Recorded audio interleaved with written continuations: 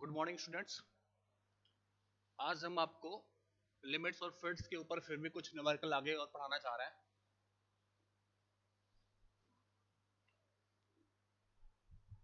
आज हम देखेंगे कि जो हमारा क्वेश्चन है उसमें हम डिफरेंट टाइप ऑफ फिट कैसे डिसाइड करेंगे।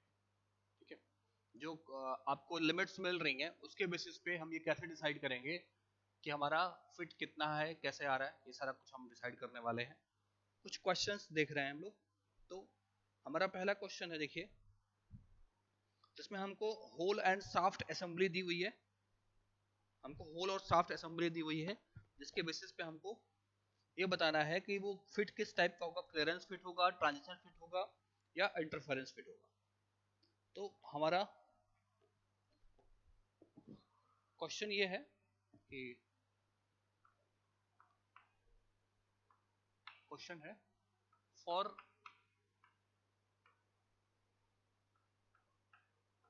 गिवन फिट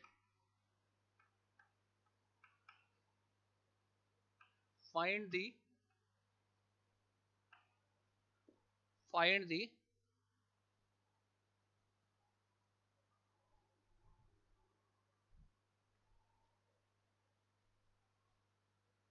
या for the given hole shaft assembly, ये लिखें, hole and shaft assembly.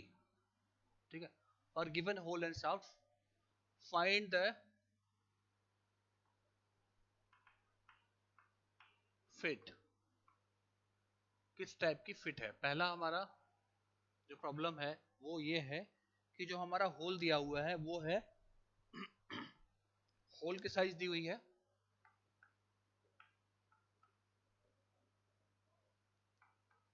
50 plus 0.25 और उसका प्लस 0.00, यानी एक होल बेसिक सिस्टम है। और साफ्ट क्या दिया हुआ इसमें 50, उसकी लिमिट्स है 0.05 और प्लस 0.005 mm।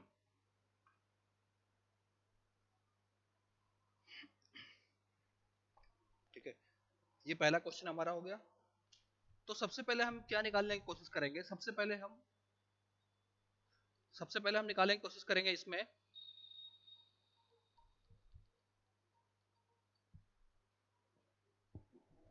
हाँ, तो हम ये कह रहे हैं कि हमें इस होल और इस शाफ्ट के रिगार्डिंग ये बताना है कि किस टाइप की फिट इसमें मिलेगी। तो इस टाइप के प्रॉब्लम्स में सबसे पहले हमारा जो फर्स्ट स्टेप होगा इसका सॉल्यूशन वो ये होगा कि we have to find the dimension of hole and shaft. यानी हम पहले इसके डायमेंशंस को प्राप्त कर लें। डायमेंशंस का मतलब ये है कि साइज। तो अगर हम upper limit of the hole की बात करें, अपर लिमिट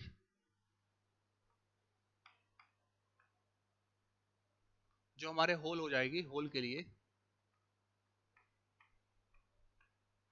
वो देखिए क्या हो जाएगी 50 प्लस इसमें आपको जोड़ना है upper deviation and that is 0.25। 50 में 0.25 को ऐड कर देंगे तो हमारा अपर डेविएशन आ जाएगा and that will become out to be 50.25 mm। वहीं अगर हम लोअर लिमिट की बात कर रहे हैं,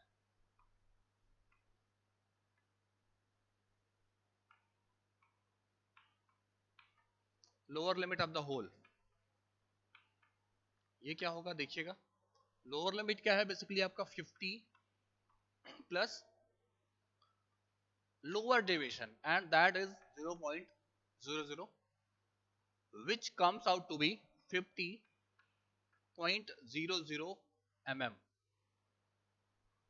ओके, सो जो हमारे होल और शाफ्ट की डायमेंशन है उसमें से हमें होल की साइज मिल गई वो अधिकतम साइज क्या है 50.25 और मिनिमम साइज है 50.00। ये दो चीजें हमें क्लियरली मिल गई। अब हम आगे बढ़ते हैं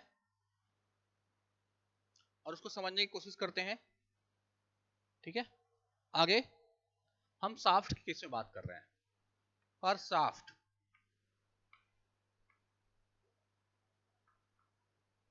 अपर लिमिट क्या हो जाएगी हमारी,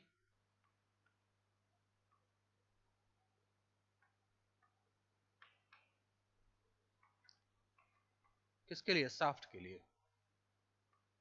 अपर लिमिट देखिएगा कैसे निकालेंगे। तो अपर लिमिट हो जाएगी कि 50 आपको मिला ही हुआ है, इसमें से इसका अपर डेविएशन यानी 50 plus upper deviation,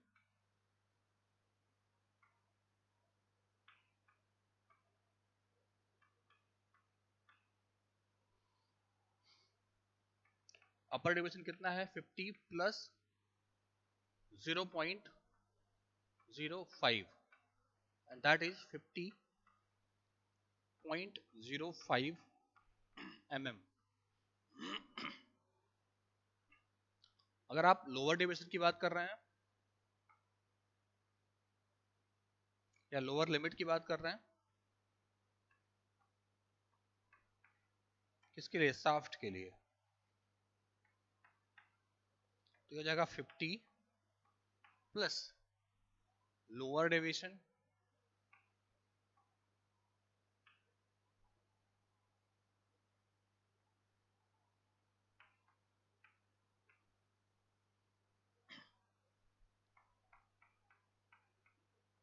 lower deviation कितना है इसका देखिएगा 0.005। तो जो लोअर लिमिट आ जाएगी आपकी वो आ जाएगी 50.005।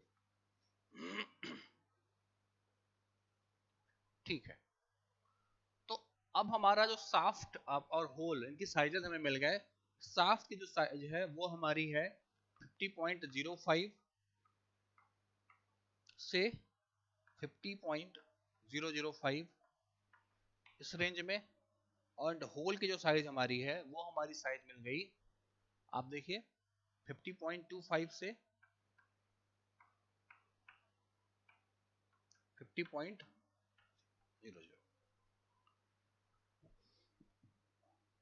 ठीक है,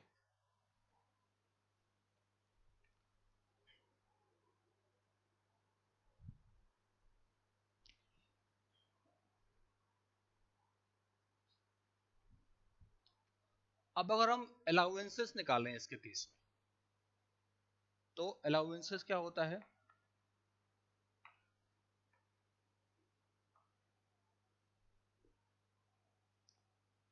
अलाउंस जो दिया गया है वो होता है lower limit of the hole, lower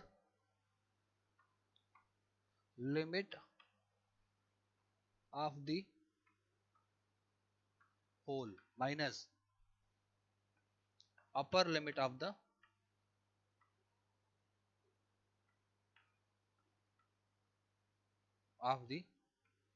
shaft.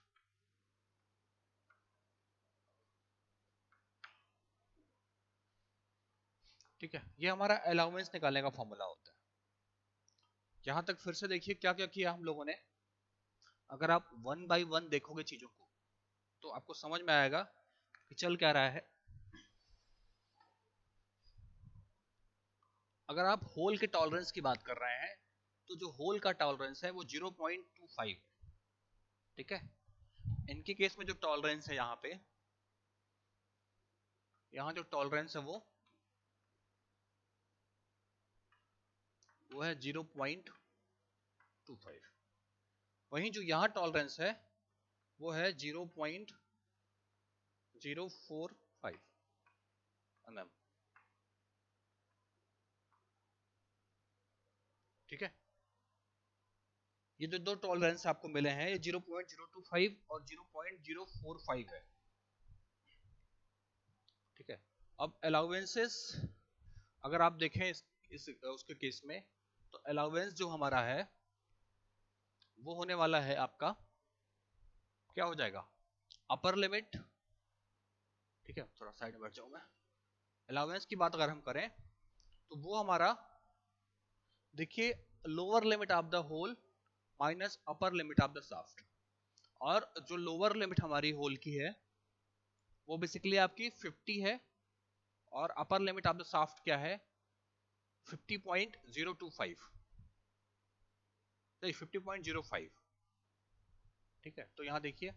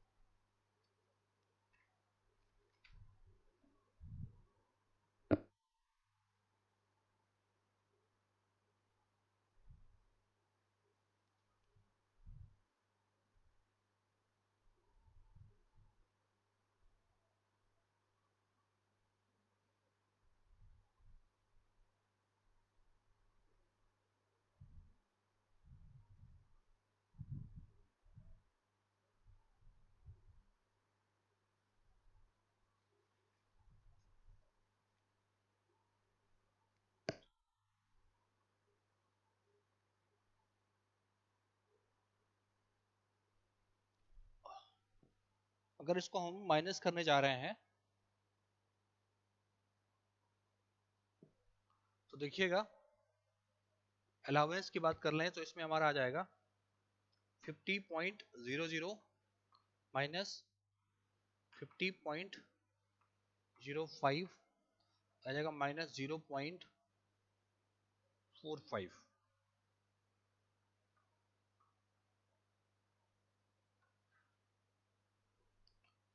ठीक है, माइनस आ रहा है तो ये इंटरफेरेंस टाइप की फिट हो जाएगी, माइनस 0.45 आ गया तो ये आपका इंटरफेरेंस।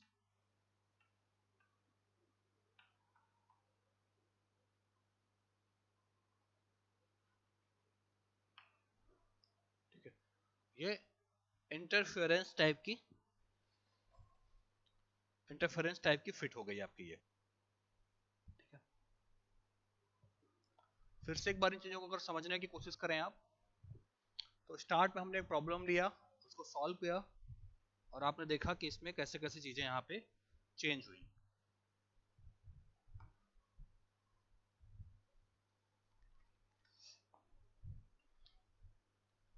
अब कुछ क्वेश्चंस हम लोग अभी देखते हैं, और आपका कुछ वर्नियर कैलिपर के ऊपर भी हम लोग कुछ लीनियर मेजरमेंट पे कुछ क्वेश्चंस देखते हैं।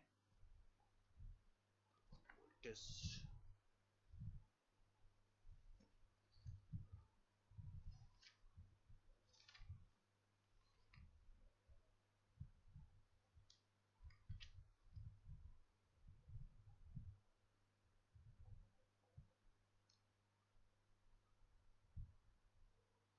कुछ क्वेश्चंस हम लोग को करना है वर्नियर कैलिपर के ऊपर।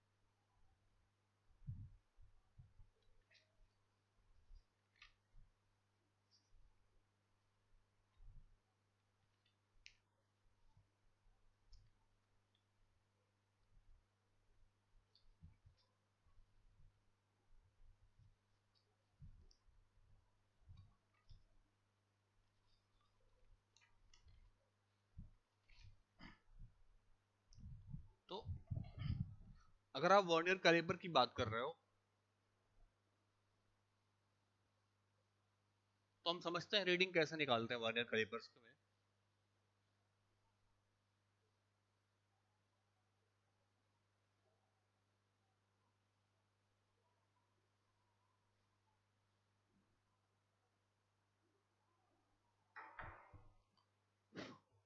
हम एक टेबल बनाते हैं,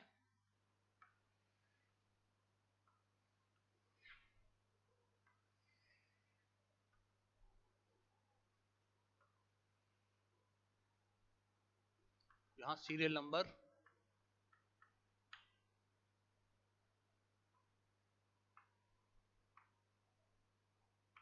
मेन स्केल, रीडिंग,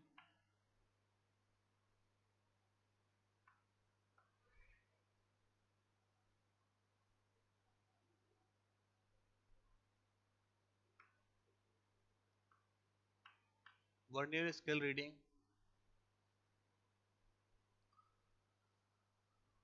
नहीं ये नहीं होगा, इसकी जगह पे हम लिखेंगे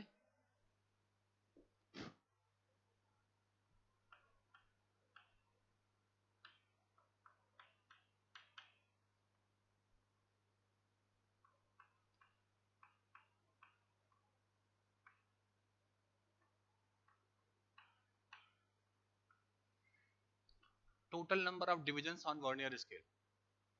ठीक है, ये हमारा ए हो जाएगा, और इसके बाद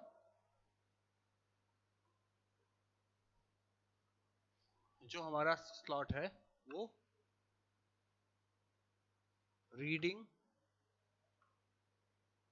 ऑन वर्नियर स्केल। ये कैसे मिलेगा? ये मिल जाएगा डिवीजन इनटू लीस्ट काउंट।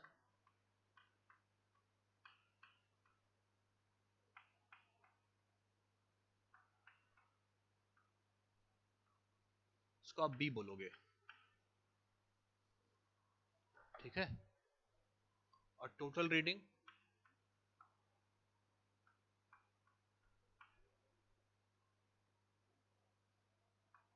हो जाएगा ए प्लस बी।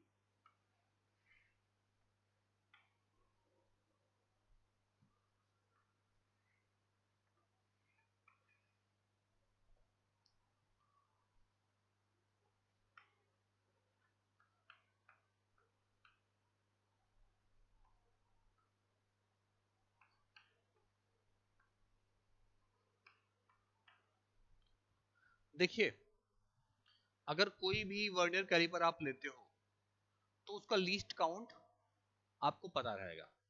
लीस्ट काउंट का फॉर्मूला अगर हम यूज करना चाहें, लिखना चाहें, तो लीस्ट काउंट का फॉर्मूला होता है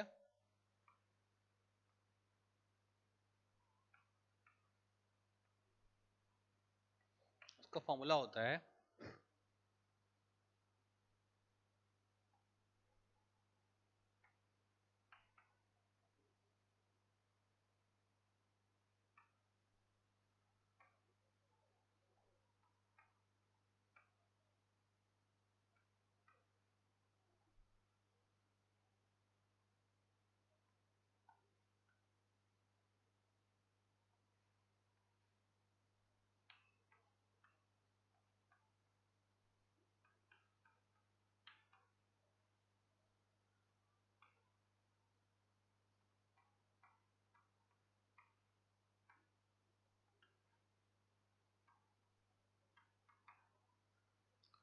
अगर लिस्ट काउंट की बात की जाए तो लिस्ट काउंट का फॉर्मूला होता है value of smallest division on main scale.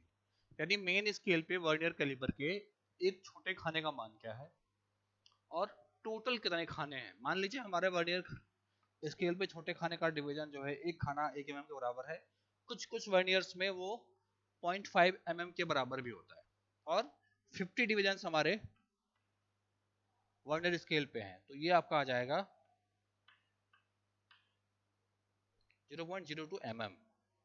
ये हमारा लीस्ट काउंट हो गया। तो सबसे पहले हमने सीरियल नंबर नोट किया। मान लेते हैं कि हमारी जो है मेन स्केल पे हमारा 12 रीडिंग आ रही, जबकि हमारा जो वो मैच कर रहा है आपका, जितने डिविजन्स मैच कर रहे हैं वो 20 डिविजन्स मैच कर रहे हैं, ठीक है। 20 की जगह 25 कर लीजिए, ज़्यादा बेहतर रहेगा, आसान हो जाएगा।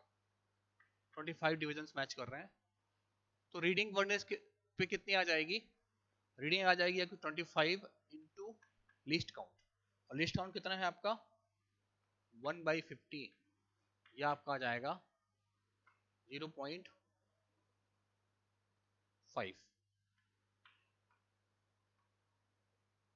ठीक है।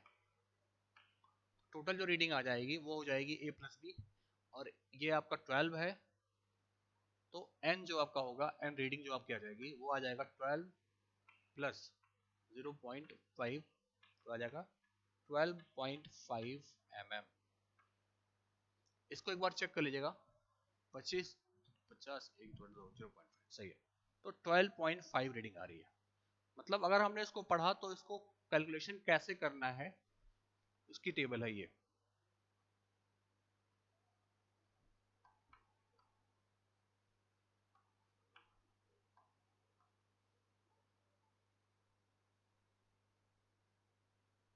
ये आपका कैलकुलेशन टेबल है,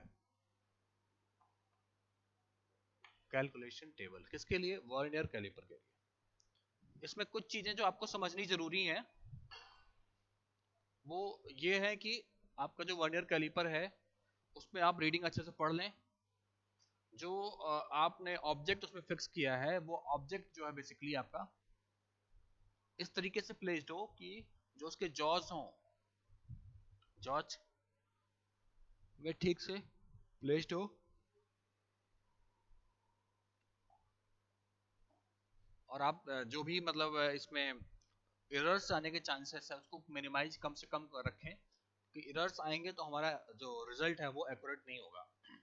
लिस्ट काउंट आपको ढंग से पता हो, वैसे आजकल लिस्ट काउंट तो इसलिए पता चल ही जाता है, अगर आपने थोड़ा सा ध्यान दिया तो लिस्ट काउंट निकाल के आप इस फॉर्मूले से निकाल लें और फिर इस टेबल को फॉलो करें। जो भी आपको जो मेन स्केल रीडिंग पढ़नी है वो इस तरह पढ़नी है कि जो वर्नियर स्केल के जीरो से पहले, वर्नियर स्केल जीरो के पहले कितने डिविजन्स आपके मार्क्ड हैं या कितनी रीडिंग है आपकी, वो आपको पढ़ना है, बताना है, लिखना है, वो आपका मेन स्केल रीडिंग हो जाएगा।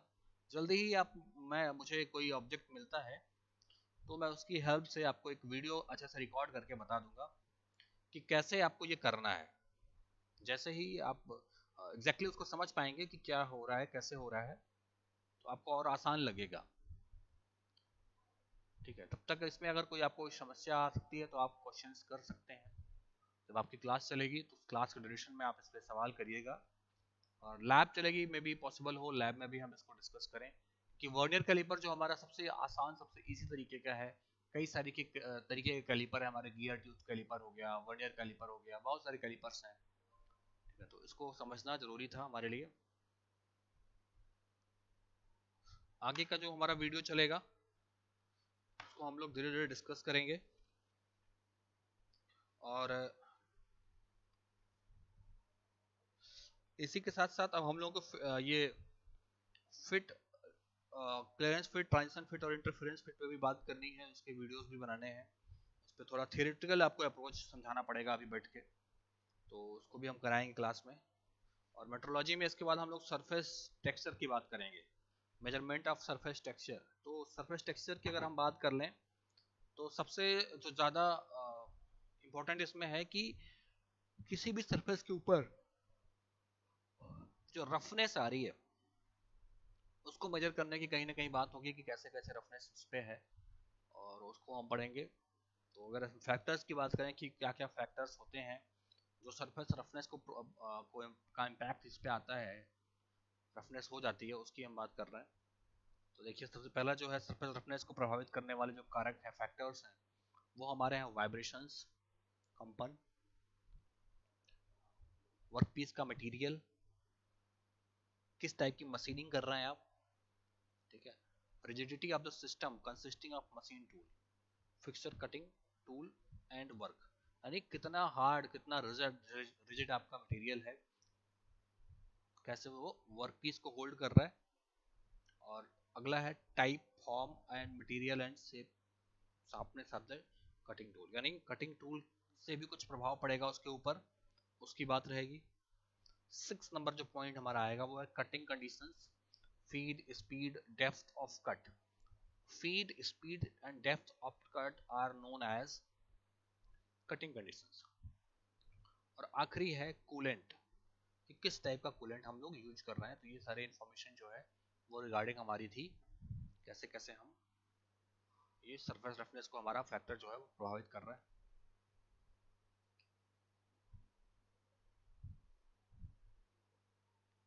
ठीक है, आज की जो वीडियो हमारी थी हम अब यहीं पे वाइंड अप करते हैं इस वीडियो को, और नेक्स्ट लेक्चर में हम लोग सरफेस टेक्सचर या सरफेस रफनेस को पढ़ेंगे और थोड़ी उसके बारे में जानकारी लेंगे।